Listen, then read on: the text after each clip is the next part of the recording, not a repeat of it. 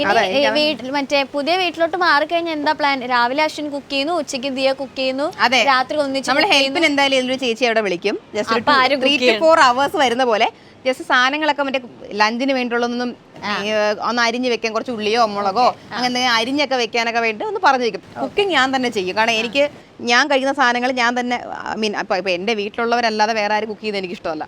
File cook അങ്ങനെ. പിന്നെ അശ്വിന് ഇഷ്ടമുള്ള സാധനങ്ങളൊക്കെ എനിക്ക് ചിലതൊക്കെ അറിയാം. മാഗി ചോറിനോട് കഴിക്കാനുള്ള മറ്റേ മോര് കറി, പുളിശ്ശേരി, പിന്നെ നമ്മുടെ കാരക്കുഴമ്പ്, ഇങ്ങനെയൊക്കെയുള്ള കുറെ സാധനങ്ങളൊക്കെ എനിക്കറിയാം. അതൊക്കെ ആക്കി കൊടുത്താൽ മിണ്ടാതിന്നും. നിങ്ങളെ ഹസ്ബൻഡ് വൈഫ് കല്യാണം കഴിഞ്ഞ കോമഡിയാണ്. അതെ, അത് വിശ്വസിക്കാൻ പറ്റുണ്ടോ? അയ്യോ എനിക്ക് ഹസ്ബൻഡ് വൈഫായിട്ട് നമ്മൾ ആവാൻ പോകുന്നത് എനിക്കത് അക്സെപ്റ്റ് ചെയ്യാൻ പറ്റുന്നില്ല ഇപ്പോഴും. എനിക്ക് ആലോചന ചിരിയാ വരുന്നത്. ലൈക്ക് ഞാൻ പുറത്തിറങ്ങി ദിസ് മൈ ഹസ്ബൻഡ് എന്നെ വായിന്ന് വരുമോന്ന് പോലും എനിക്കറിയില്ല. ഇറ്റ്സ് മൈ ബോയ് ഫ്രണ്ട് എന്ന് എനിക്ക് വരത്തുള്ളൂ.